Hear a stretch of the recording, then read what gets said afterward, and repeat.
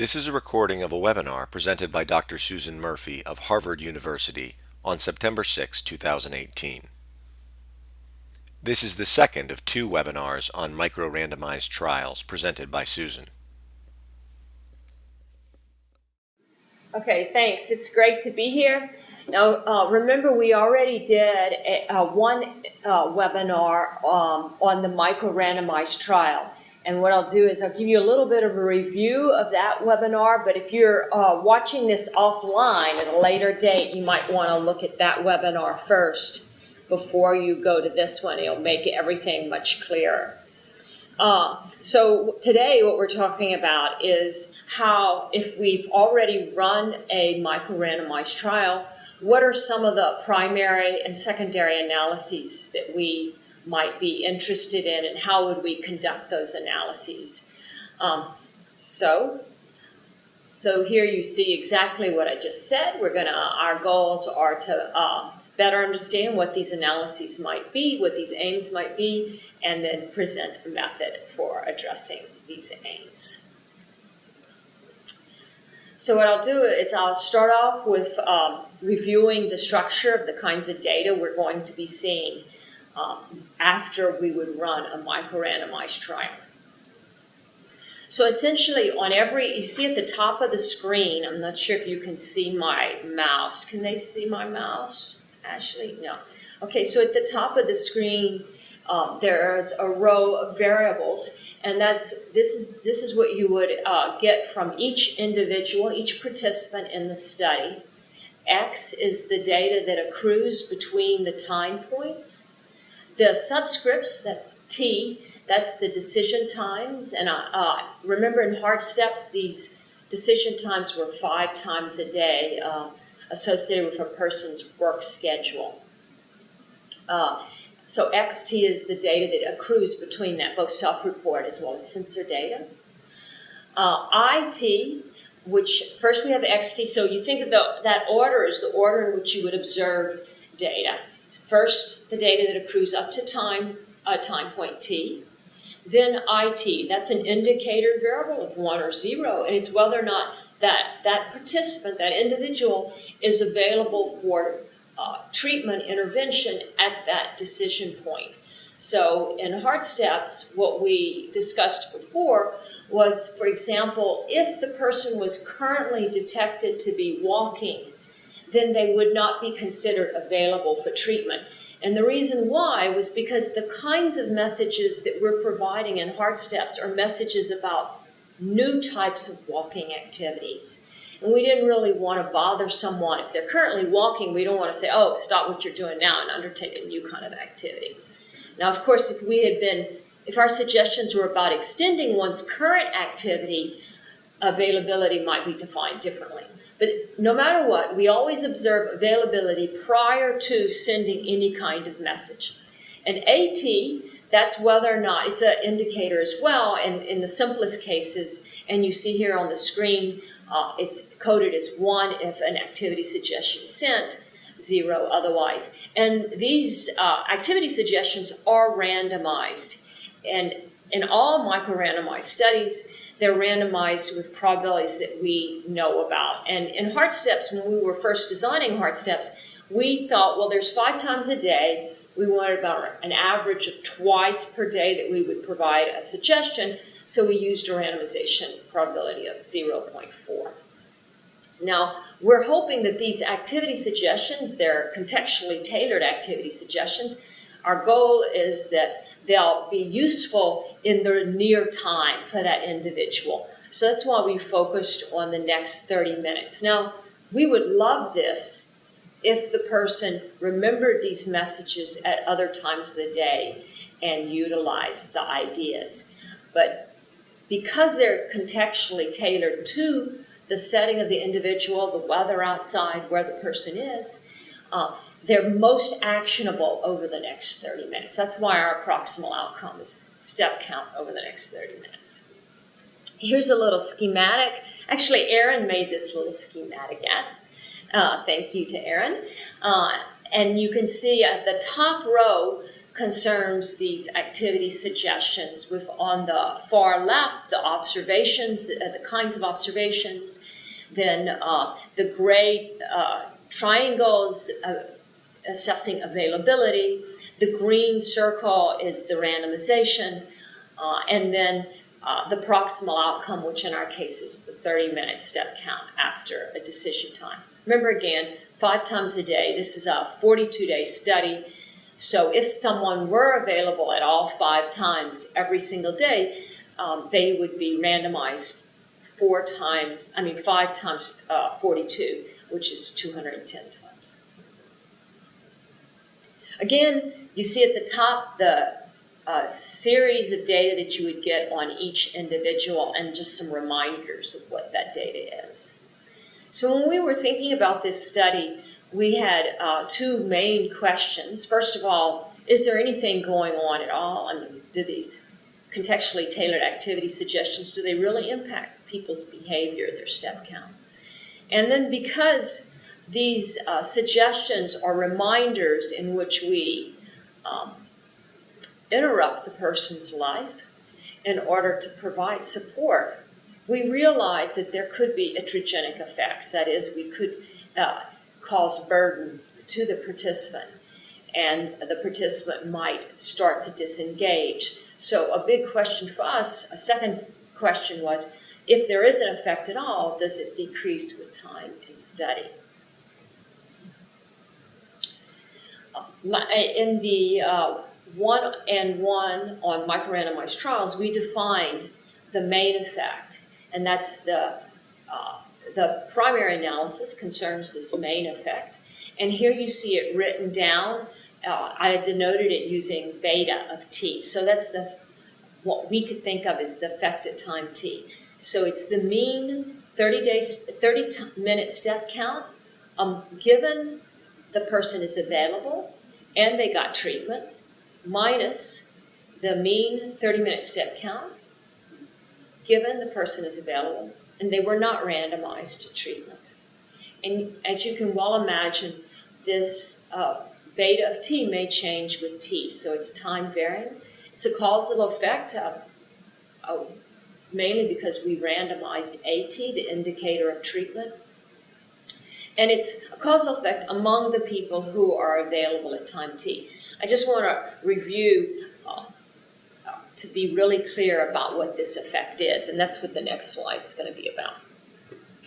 So in this next slide, I just rewrote what the definition of the effect at time t is, this beta of t.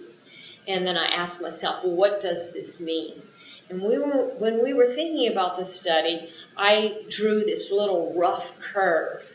You notice the horizontal axis has 210 decision points on it because that's the 42 days, 5 times a day. And then the vertical axis has standardized effect sizes. And we were thinking at the very beginning that when someone first enrolls in the trial, they'll be a little confused, so there may not be much of an effect at first. But then as time goes on, they'll get suggestions and they'll try them out. If they don't get a suggestion, they won't try them out. And so we might get an effect as time went on. But then, because we are intruding in their life, we may end up seeing a decrease in the effectiveness of these messages, at least in terms of their subsequent 30-minute step count. And that's why that curvilinear, that quadratic term starts to turn down. It was because we were so very worried about that decreasing effect with time. One could think that might be due to habituation, for example. If I'm constantly being reminded to do something or I constantly receive a suggestion, I might eventually just not even see the suggestion. So it'll have less and less of an impact on me because I habituate to that message. That's what our main concern was. I just want to make sure we're all on the same page. There's another reason why this beta of t may vary over time. Let's think about it's only among, at any given time point, decision time, this is an effect that's among the participants who are available at that time. So suppose some group of people really start to engage with these suggestions. And they experience a positive habituation in the sense that they start to incorporate walking around these 5 times of the day related to their employment. Then they won't be available because they'll be walking at the decision time. So the people that are still available to be randomized as time goes on would be the people who are, in some sense, you could view them as the most treatment resistant. So in that case, you might expect to see a decreasing effect of the message or this activity suggestion, because at each given time, the subpopulation of people who are being experimented on are the more and more treatment resistant. They're the people who are currently not walking. Now, I have to warn you, in Heart Steps, it was a smaller study, and we didn't see any evidence of this type of an impact. But in a very large study, we might very well see that, and so I want to always keep that in my mind when I think about analyzing micro-randomized trial data, certainly when I start doing tertiary and hypothesis-generating analyses. Okay, so now we have some understanding of what our main effect is, and we're going to go on to how we think about testing whether or not it could just be equal to 0. We could have no effect whatsoever. We really want to know, is there a signal? So that's what this slide's about. I just wrote again the stream of data you'd see on any one participant at the top, and then the definition of the effect right below that. And then I said, well, what is our primary hypothesis? And of course, as you well know, the primary hypothesis is how you determine your sample size and thus the budget for whatever the trial, in this case a micro-randomized trial, that you would propose. And because we were so concerned about that chance of negative habituation, a decreasing impact with time, we decided to focus our alternative hypothesis to really maximize the power for a quadratic trend. Now, of course, in reality, we know that any real pattern will not be quadratic. This is extremely coarse, but we wanted to detect the potential for a deteriorating effect, mainly because we were so very concerned about that. So this is how we sized this study, and we discussed this in 1N1 on micro-randomized trials. So I'm just being a little repetitive to help me be clear. So we chose a quadratic alternative with time to focus on, but one could have chosen a linear. None of these are going to truly fit the underlying pattern of beta of t as time goes on. The goal is to capture enough so that we would have adequate power to, in our case, detect a decreasing effect. Actually, right now on this picture it looks really good, because here it's like we had an increasing effect, but in reality I was very concerned about a decreasing effect. So the linear would be sloped down rather than up. Okay, so what happened when we got ready to run that micro-randomized trial? We're using we developed an app, a mobile app, and that involves a lot of coding, as you can imagine. So what we did was we ran a small pilot just to test our software. And what we learned was that the participants were unavailable around 20% of the time. So available around 80% of the time. That is around 4 of the 5 times per day. And we became worried that, well, then they're probably not going to get around 2 messages per day. So we decided to increase the randomization probability from 0.4 to 0.6. And that's what you're going to see me when, this was before the actual study was started. We recoded the software to increase the randomization probability to 0.6. And we made another decision, because we saw this only 80% availability with this early group of individuals, we decided, look, let's not waste the degree of freedom to get a quadratic for our alternative. We'll just go for a linear. It only uses 2 degrees of freedom. We'll have more power. So our alternative for the null is going to be a linear. And this was all decided before the actual study went into the field. It was a consequence of doing that feasibility pilot for testing the code. So this is how we're going to go from now on. So now we're ready to talk about the method that one could use, and this is all going to be illustrated using the HeartStep study. Just to remind people, again, the HeartStep study is a physical activity study, like we saw in that schematic, and we're going to be focusing on these contextually tailored activity suggestions that could occur at any of the 5 times a day over the 42 days. So these are the questions, we've stated them before, and then you see the data, the coding of variables below that. Notice DT there, it's the third variable that's listed. It codes day and study. And we coded it so the first day, DT for day 1 is equal to 0. So DT only goes from 0 to 41. It's equal to 41 on the 42nd day of the study. And we'll also be using summaries of the kinds of data, of the data we're collecting, and we'll call that ZT as we go through this discussion. So how might we address these questions? And you can imagine, you can think about it from a conceptual point of view, at least at first, just to get our thoughts in order. So that's what I'm going to be doing right now. So from a conceptual point of view, I would think, well, I really want the first analysis is whether or not there's any kind of signal at all. That might be that first conceptual model at the top. And in red, remember AT is 1 if they get the activity suggestion, 0 otherwise. So beta 0, it indicates to me the effect, the average sort of effect. And I'm going to talk about that as we go through. So let's focus on that beta 0. So what is the interpretation when we're first even thinking about this problem? Well, we know that beta 0 represents an average type or marginal effect. I mean, we didn't include gender in this analysis, this model. We didn't include the day of the week, whether they were at home or work, time of day. All of these different kinds of contextual variables or attributes of the individual could impact how responsive they are. In fact, there could be things that we didn't even observe that might impact their responsivity.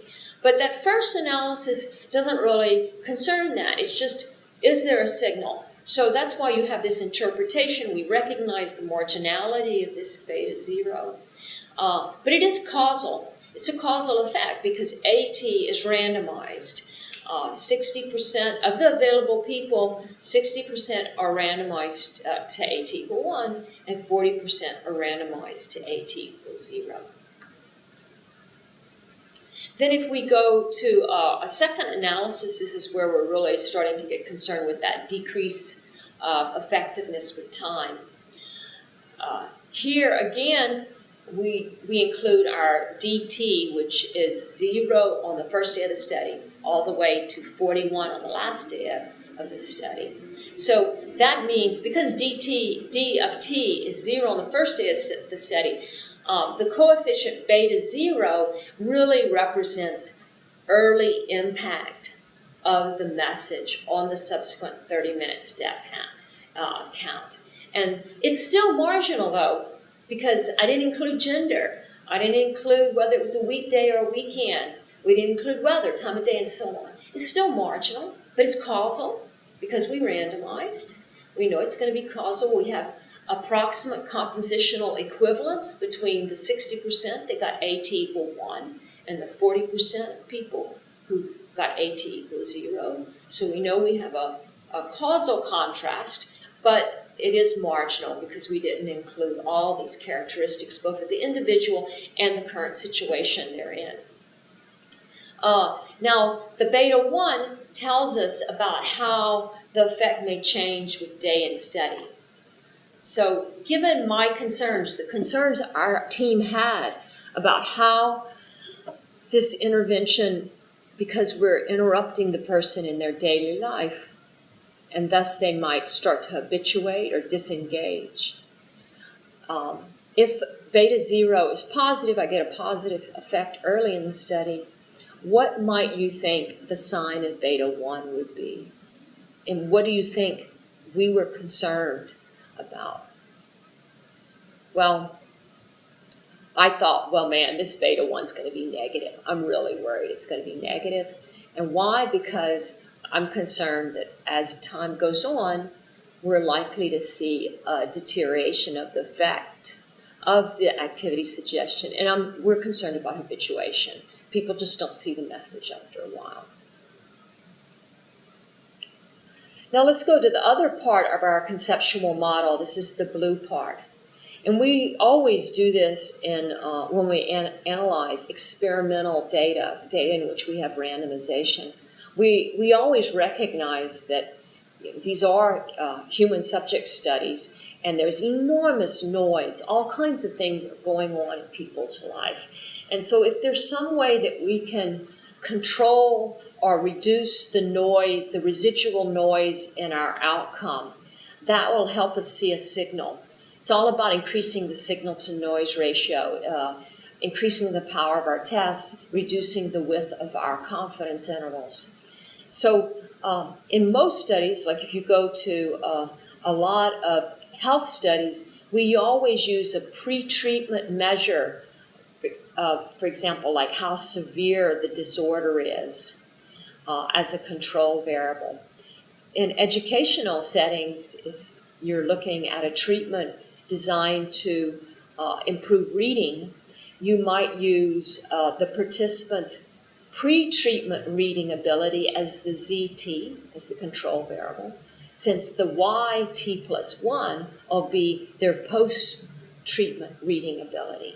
So, in fact, those are the very best control variables. If you can get a pre-treatment measure of the outcome, that's really what you want to do. That really reduces the residual noise. And in fact, we're able to do this here in Hard Steps. You're going to see us do this.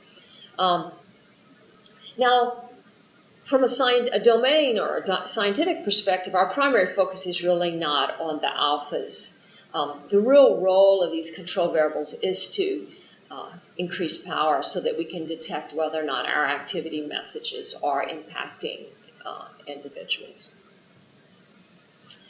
So when we go to think about how we might analyze this data, whatever method we use, we want to have a method which still provides that same understanding that I just went through. That is that these regression coefficients, these betas, they are causal. They do have a marginal meaning because we're never able to include all characteristics of the individual. We didn't even measure all characteristics, so it's always marginal over those characteristics. But it is causal. So we want to make sure whatever we do, we can still have that content, that scientific content. And in order to have that, there are some real challenges. And one of the big challenges is the treatment is time varying. Each of the time points, a person either gets treated or not. They either get a message, an activity suggestion or not. We can have increasing habituation. They may not be available because of how they responded to past treatment and so on. All of this creates this endogeneity or this feedback loop. And that's exactly what this last bullet point says, is that your controls and any moderators you might be interested in, they may be outcomes of prior treatment. In particular, availability, IT. Remember, IT equal 1 if they're available at time t to be randomized. IT equals 0 if they're not available. That could definitely be impacted by prior treatment. So we have to analyze this data in a way which allows us to extract the causal effect, but not somehow accidentally pick up that feedback loop and bias our causal effects. It turns out, amazingly, at least it was amazing to me as we went through this, the process of developing the method. I actually thought originally the method was going to be really complex. And it turned out that it turned out to not be very complex at all. It was quite interesting, and you're going to see that on the next slides. So it's a very simple method, even though the data, at least at first glance, appears quite complex. I realized this actually in some prior talks I have given before, is that when you play a strong role in designing a study, an experimental role, often the analyses are very simple. Complex analyses usually have to be used in more observational settings.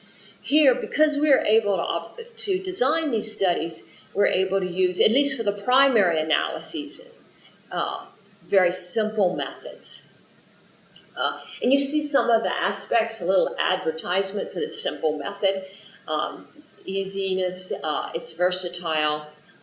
We're able to incorporate control variables to reduce noise, and we're able to incorporate these control variables in a way that doesn't bias the causal effect. Now, this is a big deal. This is particularly the case here because the number of control variables one has at hand, say by time 150, is quite large, and it's difficult to imagine you're going to really get a true model for the outcome of 30-minute step count. There's a paper, I'll give you a reference here. Actually, if you go to the Journal of American Statistical Association, it's online. They put this online before it appears in print. We're really fortunate because in Hard Steps really helps me explain this analysis approach, because in Hard Steps, all the randomization probabilities are constant. They're equal to 0.6. And as a result, the analysis method becomes really simple, and that's the analysis method we're going to use today. But I'll give you a link to software that Danny Almirall wrote, which allows you to analyze micro-randomized trials in which the randomization probabilities are not constant. And in fact, they can depend on the pattern of the individual's past data. Okay, so the first analysis we wanted to ask in Hard Steps was, is it worthwhile to provide a contextually tailored activity suggestion? And you see those randomization probabilities there, 60% of the time. If they're available, we randomize them to get the contextually tailored activity suggestion. 37 participants, this was sized to test this particular alternative. Here's our conceptual models. Again, I didn't emphasize this before, but I do want to emphasize we shouldn't view these as models, data analytic models, in the sense that we're trying to really model how y(t+1) evolves through time. That's not what's going on here. We're constructing these models to detect whether or not there's a signal. Again, the conceptual model, we actually used a log transform step count. The 30-minute step counts, they're very skewed, and the log helps us make the distribution of step count much more symmetric, and thus our p-values and our confidence intervals are more accurate. That's the reason why we're using the log transform. Notice what we use to control the control variable. Yeah, our outcome is this log transform step count in the 30 minutes after the decision point. Our control variable is the pre-treatment 30 minutes, that is the 30-minute step count prior to the decision point. Highly correlated, and this was pre-specified, and it works like a charm because ZT and YT+1 are so very highly correlated. Again, DT is coded, so DT equals 0 on the first day of the study. So here's how the data might look to you. Each row is a person period. So there is for every day, there's 5 rows for a person, and then of course you go across the 42 days. So as you can imagine, so now you have 210 rows for each person. And you can see that for person 1, the second column goes from 1 to 210. And then the third column is about the coding of the day. So the first day, the first 5 decision points are all about day 1, which is coded as 0, and so on and so forth. And then at each one of those decision times, we know what, before we even randomize, whether or not they're available. And so in this little fake data diagram, we see that on the first day, the morning for the first person, they were available at that time.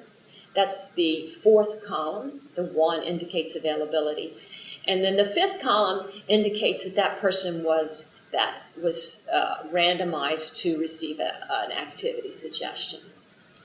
234 is their step count prior to that randomization, and 316 is their step count after that randomization. And it just continues down through the rows, 210 rows for every single participant, all 37 participants. So it's a very long data matrix, as you can imagine. Here's the code. This is using, it turns out, because we have a constant randomization probability, we can use the code corresponding to generalized estimating equations. This is not quite a generalized estimating equation. We're tricking the software to do this, to fit these kind of conceptual models. So it's great. So here you see us using GEEPAC with the code that one would use in this case. Weights, the weight row is, we just put availability there. It's an indicator of 1 or 0 whether the person is available. The standard errors are always robust standard errors. It's absolutely critical because we all know that within a person, step count must be correlated over time. So you need to use robust standard errors. I'm going to talk a little bit about that later. Here, when we trick the GEE method to analyze this data and give us those beta 0 and beta 1 estimators, we use what's called a working independence correlation matrix. And this all has to do with ensuring that we get causal effect estimates. And we'll talk about that shortly too, but I just want to continue on. So the first run of the GEE GLM is for the top conceptual model. The second run of the GEE GLM is for the second conceptual model. And like I said, you can use this particular software. This is our code, right, Ashley? Mm-hmm. Yeah. You can use this software as long as your randomization probabilities are constants, like they are in hard steps, where they're equal to 0.6 to be randomized to get a message, 0.4 to not get a message. Here it goes again. Oh, yes, this is exactly what I just said. I'm just repeating myself. I wanted to make sure I did it. This is a very special case. You get this great implementation because in hard steps, the randomization probabilities are constant. It turns out most of our most recent MRTs do not have constant randomization probabilities, and we do have to use a code that Danny wrote, and I'll give you a link to for those settings. Okay, that's the code. Let's see what happens when we apply this to the data set of 37 people for hard steps. So here's that first analysis. I put in blue the parts of the analysis that I really care about. So beta 0 with that little prime thing to indicate, it's estimated at 0.13. Now that's on the log scale. Remember why it's log step count. So to even interpret that, I have to provide, calculate that. And I wrote down a note for myself. 0.13, it corresponds to about a 14% increase in step count. So with these people, the people who were in this study, we only recruited relatively sedentary people. They were getting around these 5 times a day. They would usually get around 250 steps. So 0.13 represents about a 14% increase in their step count, around 33 more steps over the usual 250. So that's the primary analysis, and then we went to the analysis involving day in study. And remember how concerned our team was about deteriorating effects. And in fact, when you look at this analysis, you see that we were right to be concerned. So let's first focus on beta hat 0. It's 0.51. How do I interpret that? Well, I know dt is 0 the first day of the study. So beta 0 represents the treatment effect very early in the study, the first day of the study, right around the first day. And 0.51 on the log scale, what it represents is around a 67% increase in steps over the usual 250. This is around 170 steps. So this is already quite a nice effect. Unfortunately, you see that second coefficient, beta hat 1, it's, like I said, it's just exactly what, it's depressing. It's exactly what we thought. We get a negative coefficient. It looks like it's really small, only minus 0.02, so you'd think, oh, maybe not such a big deal, right? But the issue here is, it's 5 times a day. By the midway through the study, 42-day study, so around day 20, 21, that negative slope there it killed it. So by around midway through the study, we're not seeing an effect of the intervention. And I have a little graph. Ashley made this figure for me, which really helps people see this. So the black jagged line, so first of all, the horizontal axis is the day in study. It's a 42-day study. It goes from 0 to 41, because that's the coding. And then the vertical axis is the treatment effect estimate. So we're just focusing on the treatment effect here. And the black jagged line is just the average treatment effect on each day of the study. And as you can see, this is really noisy data, as one might very well expect. And then you see different, what's called low S estimators, smoothed estimators of the trend, depending on how much you smooth it. If you smooth a lot, you get the blue, a little less, you get the red, and you can really see that decreasing trend. And then you see the green, which is we use the green line to form our test statistic for our alternative hypothesis. Now, this is not a linear, it's grossly a linear trend, right? So that gross linear trend, it's enough to pick up the signal that, unfortunately, the effect of the suggestion is deteriorating with time. Again, this is another reminder. I put this slide in so I would make sure I said this. This was a pre-planned hypothesis test of no effect versus an alternative. And the alternative is based on projecting the true time-varying treatment effect, which is sort of like that black line, onto a linear line, and that green line is our linear line. And certainly you're not going to say, oh, the green line is a best fit data analysis. This is not an observational data analysis. This is pre-planned. It's for an experimental study. And we're trying to pick up the main signals. And that's what's going on here. And that's what you saw in the last analysis. So it turns out in Heart Steps, it's a very interesting study because we actually had 2 variants of the contextually tailored activity suggestion. The first variant was a walking activity suggestion, and this took about 3 minutes to enact. It's a little bit of a burdensome suggestion in the sense because you are being interrupted in your daily life. That's why it's burdensome, even though it only takes about 3 minutes. And the second variant was an anti-sedentary message. I like that message a lot. An example of that kind of a message was, why don't you stand up and roll your arms in your neck? So it was really nice for me. It made me feel really good, but it certainly didn't take 3 minutes to enact. So we wanted to know, one thought was, well, if we can just get you to stand up, maybe you'll start walking. Maybe if we can just get you going. Or do we have to give you a more burdensome message? the 3-minute message, which is the first type, the walking activity suggestion.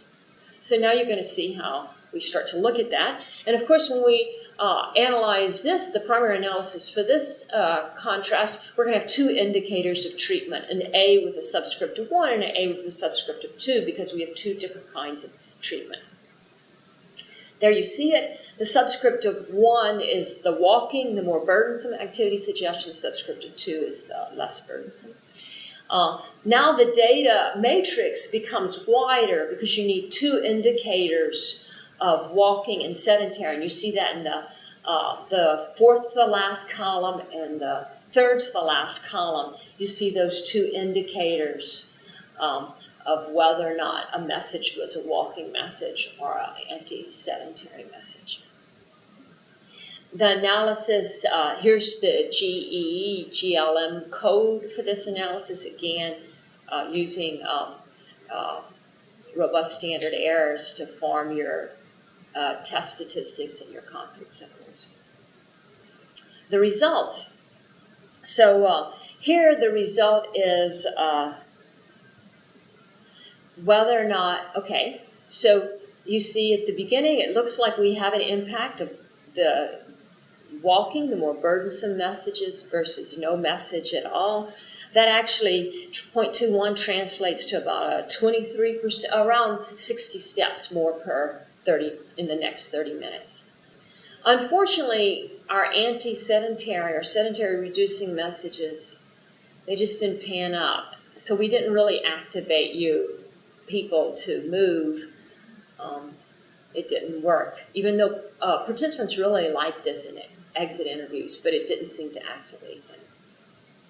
We also, of course, we were really concerned about deteriorating effects with time, so we interacted all of this with day in the study. So I'd just like to focus your attention on the first analysis and the first estimator, beta hat 0, and the third estimator, beta hat 2. There again, we see an initial effect of about 0.729. Now, what does that translate? Remember, we're on the log scale, so 0.729. This is a really great effect. It's about 107% increase, almost over a doubling of their steps early in the study if they get a message versus if they don't. But again, you get that negative slope. That's that third line in this table. And again, by midway through the study, it's gone. This is really interesting, actually, because we are going to have a Heart Steps version 2 that's going to go in the field pretty soon. And we're actually there, instead of the randomization probabilities being 0.6 and 0.4, we have an algorithm that's running that's going to back off, reduce the probability of providing an activity suggestion if the effect starts to deteriorate. And the idea is if we can get people to dishabituate, then maybe they'll be able to once again benefit from the messages. And it's all because of this analysis. So here's a little graph. It's very similar to the one before. You see how that green line, which is that linear fit, it's just picking up this gross deterioration with time. No one would say that this is a perfect model, but this is not an observational, this is not a model fitting exercise. This is a secondary analysis in an experimental study. There's the one with our anti-sedentary messages that I loved. Yeah, right. You see it, maybe you think there might be a deteriorating effect, but nothing is significant here. It's quite depressing. Right, Ashley? Mm-hmm. It's very depressing. Let's not discuss that. Okay. We'll go on to different kinds of discussion.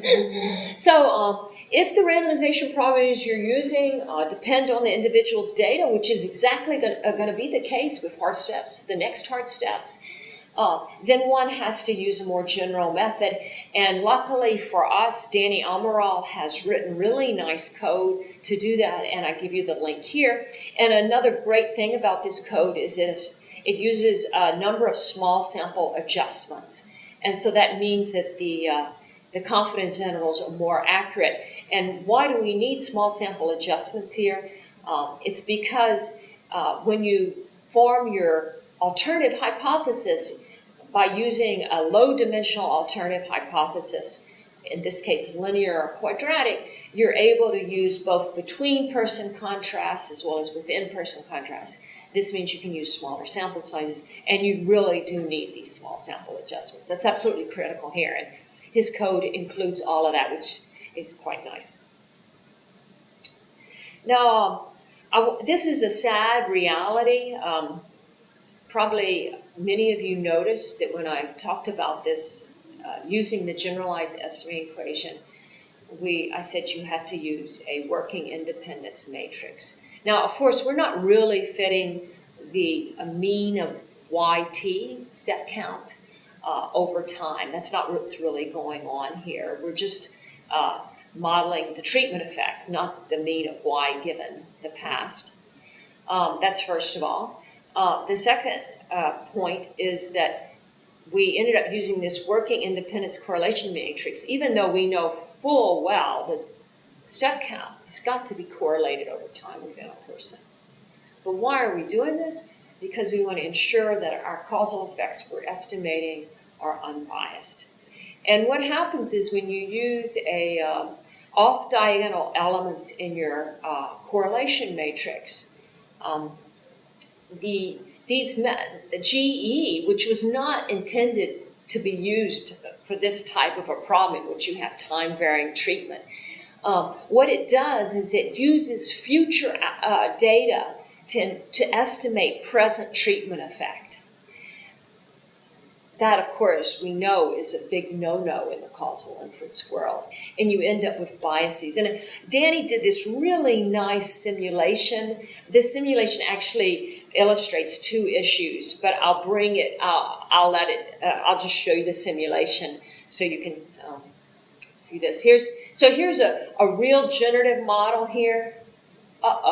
It's got an error term, and I accidentally deleted it. Oh, please forgive me. Danny will kill me. I'll fix these notes before I put them in. At the end of that YT equals blah, blah, blah, it should be plus error T plus 1 there. And the error is a normal 0, 1. I must have just deleted it when I was editing these slides.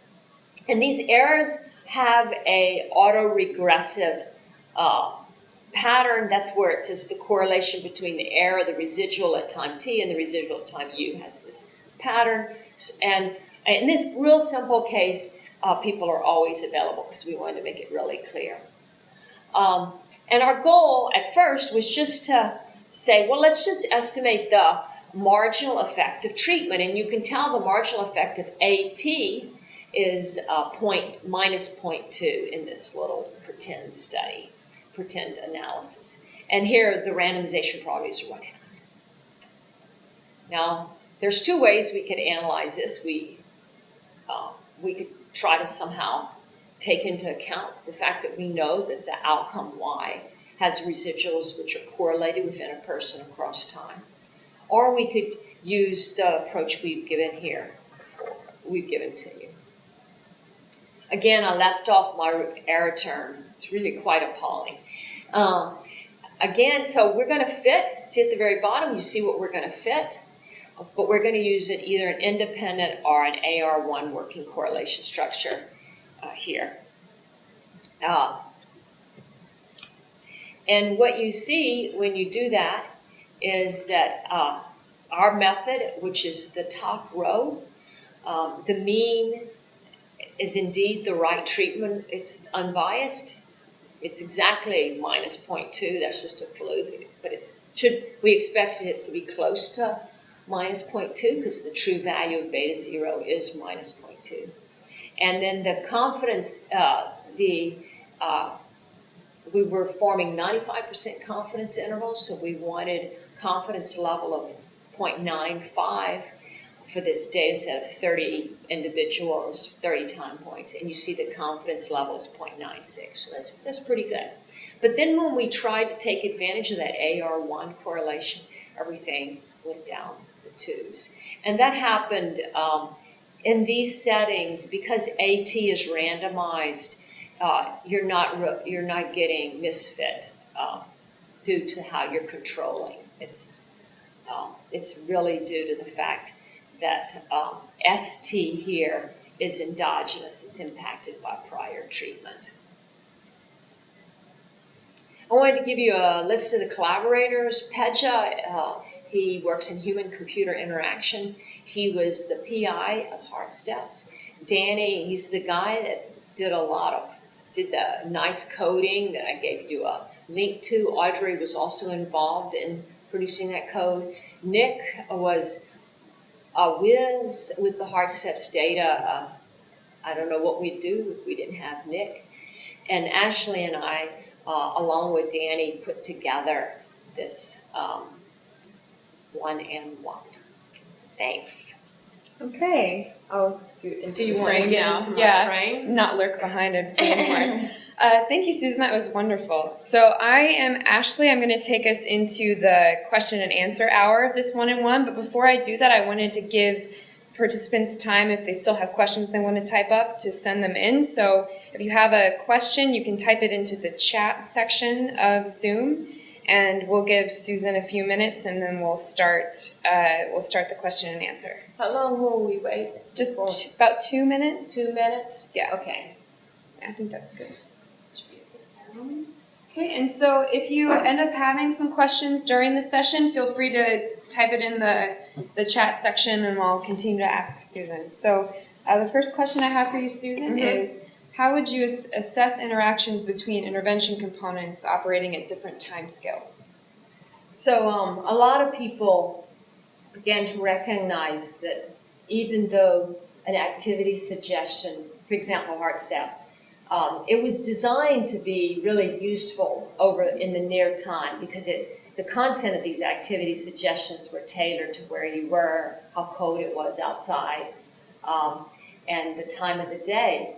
But of course, we would love it, like I had said earlier, if you remember these suggestions later on, maybe even another day, and utilize them. So one can, the paper that's listed earlier in the slides, I don't know if I can get to it. Let me just go to it here.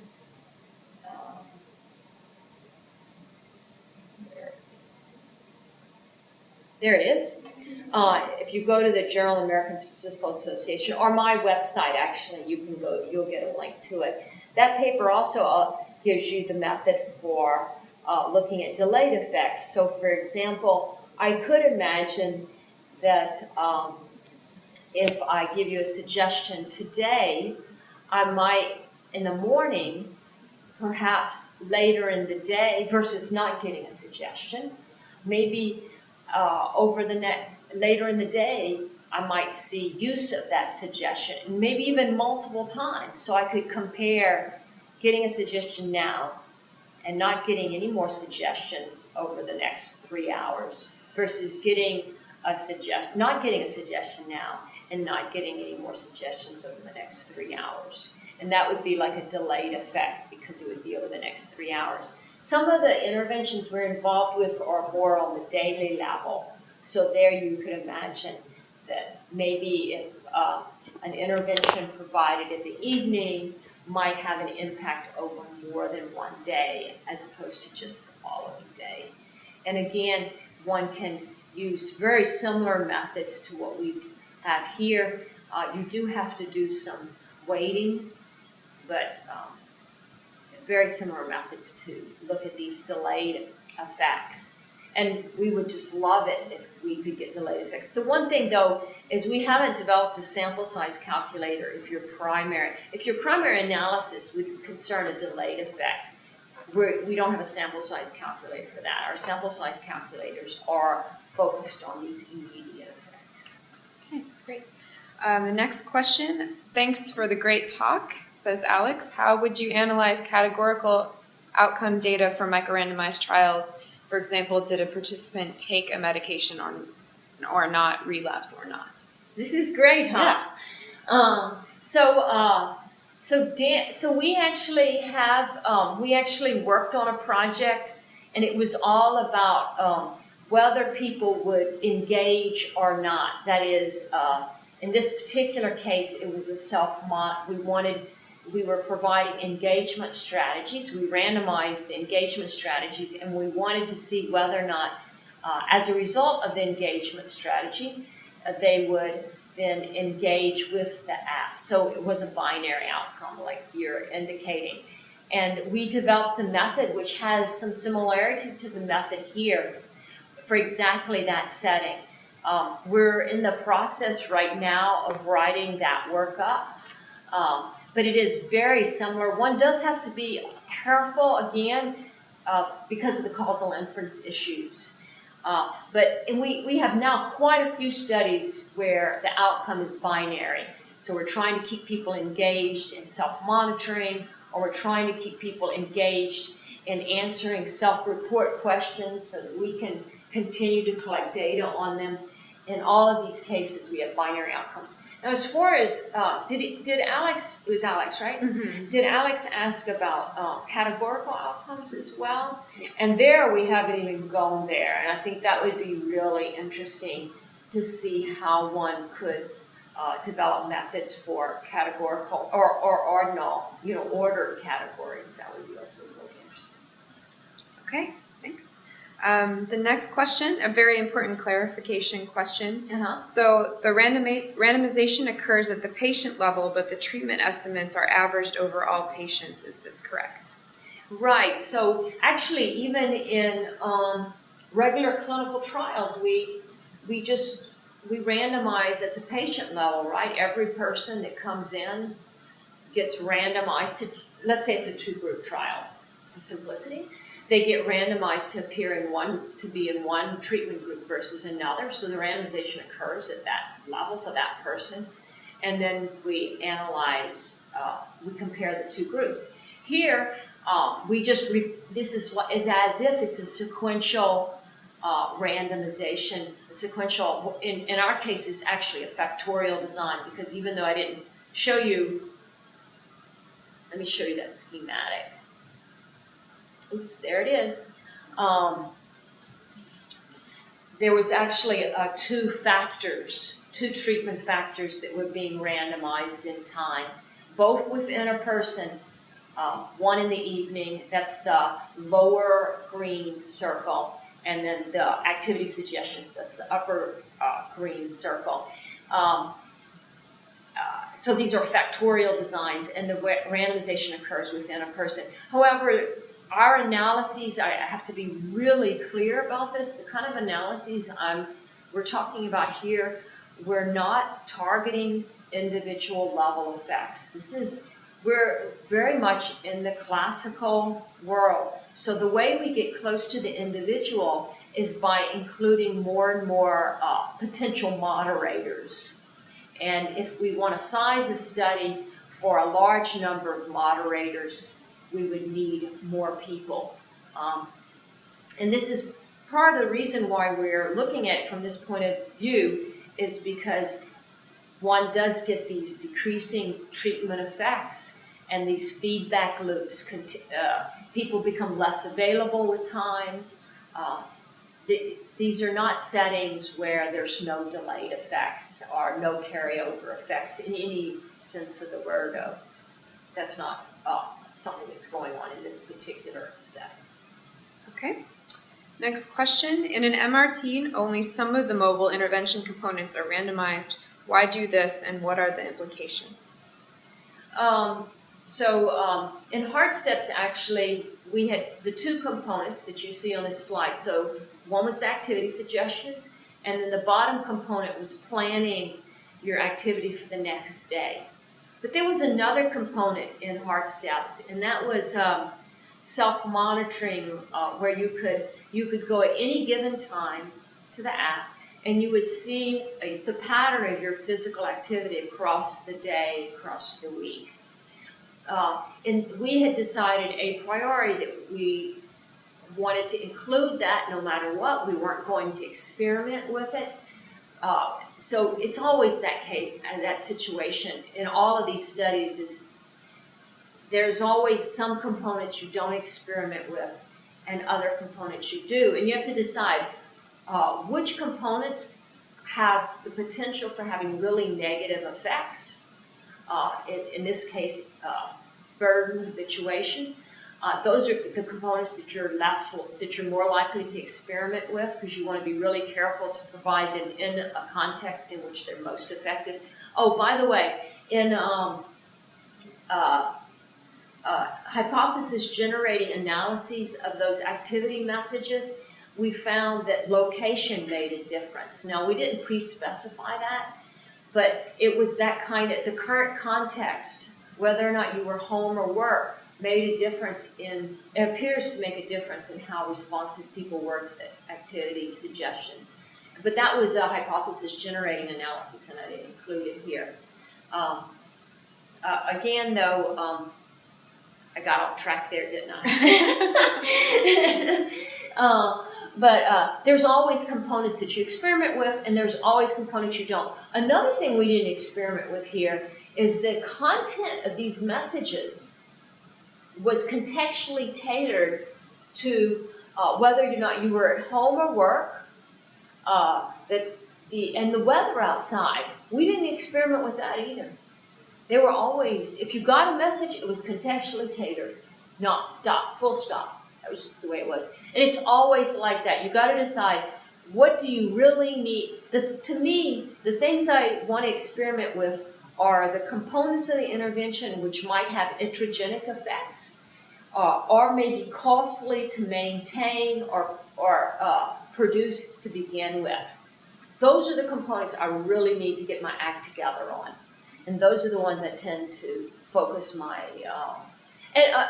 in other studies, actually, we've also randomized components that were testing certain behavioral theories. So that would be another reason why you might randomize a particular component of an intervention, is because you have a theory that you want to test. That would make a lot of sense in that case as well. Yeah. Okay. Next question. You talked about randomization probabilities and whether or not they're constant. In what cases would you want MRT randomization probabilities to change according to time-varying information on each participant? Yeah, so as I mentioned in the HeartSteps V2, we are going to have the randomization probabilities be an output of an algorithm. We're working hard to make that algorithm back off when there's signs of habituation to that tailored activity messages. And the whole idea is to allow people to dishabituate to the messages, so that then the algorithm can increase the probability again as people become more, as people become more responsive, and then they'll be effective again. So we'll see if we're successful in that. We have another study called Sense to Stop. It's in the field right now. It's part of an enormous consortium. And there was a classifier. It involves a lot of wearables. And the wearables are used to produce a classification of whether or not someone is stressed each minute. In that study, it had to do with helping people quit smoking. And there's a lot of theory, behavioral theory, that says one of the risk factors for relapse to smoking is stress, because many people use smoking as a way to manage their stress. They try and quit, and all of a sudden you've taken away one of their critical tools they use to manage stress. So what we do in that study is we train people on how to use mindfulness exercises. And the intervention in that case is a reminder to access the mindfulness exercises. We conjectured that these mindfulness, a group of us conjectured that the mindfulness exercises would be most effective at times that the person is currently classified as stressed. Another group of us felt like, no, we feel like the mindfulness exercises would be most effective at times that people are not classified as stressed, because they would have more cognitive ability to take advantage of the mindfulness exercise. So for that reason, in that study, every day, around 1.5 times when a person is classified as stressed, they should get a reminder to practice their mindfulness exercises. And around 1.5 times when they're not classified as stressed, they should get a reminder to practice their mindfulness exercises. So that sounds all fine and good, but it turns out that people don't get stressed all that much. I was quite surprised about this. In fact, most of the time we're not stressed. So if you really want to pick up the stress times, you have to monitor people continuously. And then when you see someone who's currently classified as stressed, the randomization problem for that time has to take into account how many more times throughout the day they're likely to be stressed. If they're not going to be stressed very much in the remaining part of the day, then you want to randomize them with a higher probability to a treatment. But if they're likely to be stressed multiple times in the day, then you don't want to randomize them with a very high probability.